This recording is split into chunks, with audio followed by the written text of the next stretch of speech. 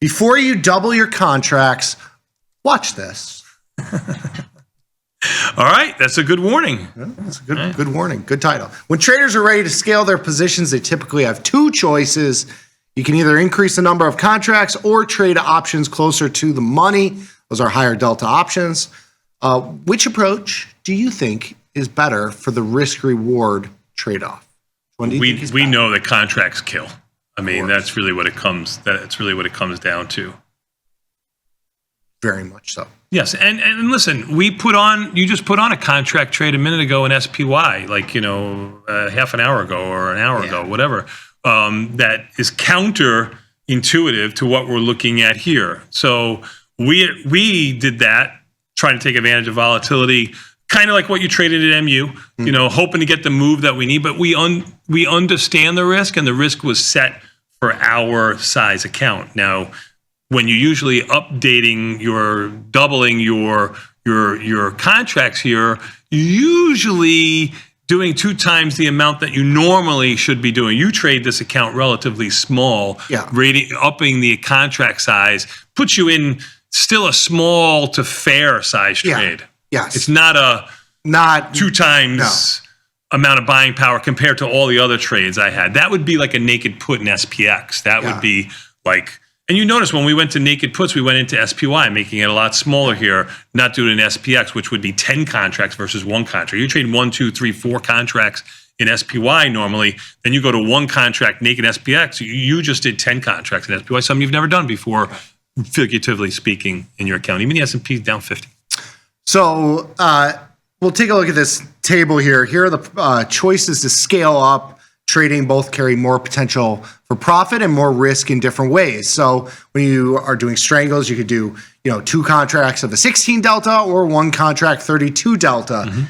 You're delta neutral on both those trades. Your one is 1 contract, 1 is 2 contracts. We're going to kind of compare and contrast these. Same thing with short puts. Sometimes people say, well, why not sell just 2 20 delta puts as opposed to 1 40 delta put? It's the same amount of delta, and yes, it's the same amount of delta, but we're going to see the risk reward on these sort of trades here in the study.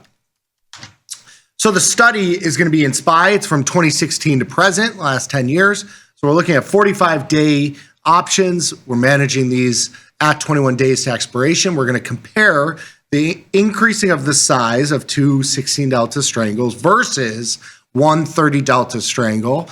And we're also going to look at increasing the size with 2 20 delta short puts versus 1 40 delta short put. And we're going to see the risk reward here.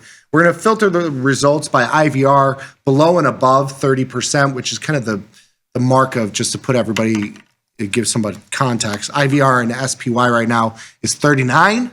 So typically when you get above the 30 mark, that's kind of when volatility is at its peaks, because it skews by the big moves in volatility. Mm-hmm. IV rank is skewed by that. So this is peak volatility.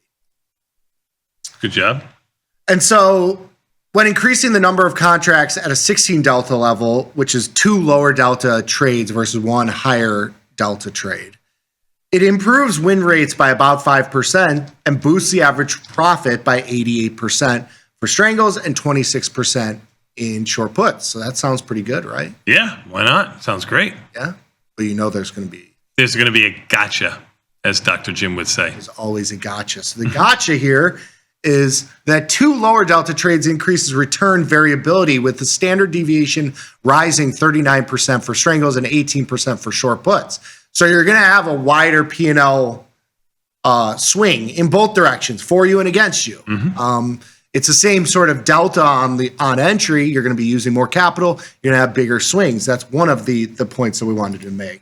Even the S&P is down 50 and change. Volatility up 70 cents, which is 25.35. Remember, last time even the S&Ps were only down 35. They're down 55 right now. And volatility hasn't really moved all that much. Volatility's actually come in by 10 cents. Again, just trying to look at... That make you feel all warm and fuzzy inside. It makes me feel like regardless of what happens with the volatility trade, I made the right trade on entry. I don't know what the future pricing is going to be like, but I got the perceived edge, because there is no edge, but I got the perceived edge on entry just by having a little bit of market awareness, or at least having an assumption on what volatility or the research about volatility being mean reverting than anything else. Sorry, go. Good job out of you. Yeah. Big deal. I could have bought them and sold them out 30 or 40 cents higher than that, which would be back in. So, okay. You cost me money. I'm sorry. What can I do here?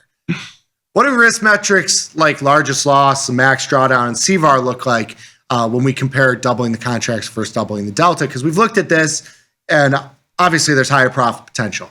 2 contracts, further out of money, sounds great. But what does the risk look like? And that's really what the key is here.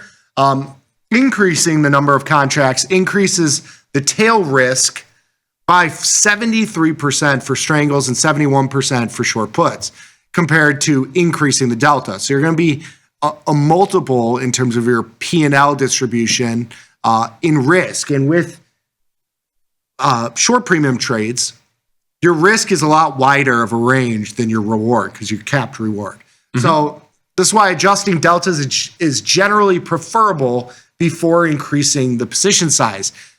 I would rather, when you take all this together, I'd rather have the tighter P&L distribution and lesser tail risk than the capped but higher P&L potential, profit potential, and the 2 times loss. Like when you're short premium, your risk reward doesn't move in the same direction. By adding contracts, you have more potential value you can get, but your risk it's all tail risk. So you got to be careful with your size. Okay, I agree.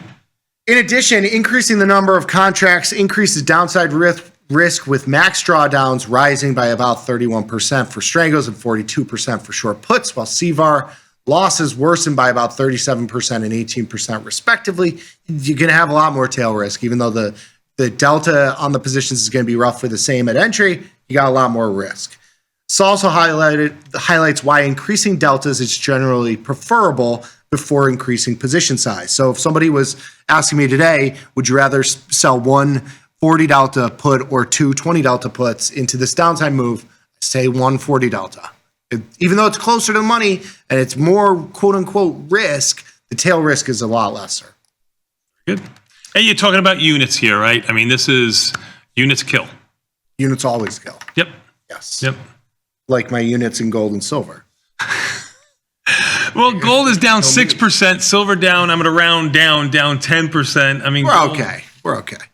It stings. It's like only a flesh wound. It's only a flesh wound right now. Couple takeaways. When we are ready to take on more risk and increase size, we prefer to increase the deltas as opposed to the number of contracts. It's the same thing for spreads, especially if you're looking at tighter spreads. Widen them out. Average P&L, volatility of P&L, and win rates increase proportionately regardless of the strategy. But the tail risk and the max drawdowns and the CVaR are significantly more prevalent when increasing contracts. You're just in a binary vacuum. If you're looking at 1 contract of a 40 delta versus 2 of a 20 delta, your risk is way, way more on the 2 contracts. Tail risk. Most definitely.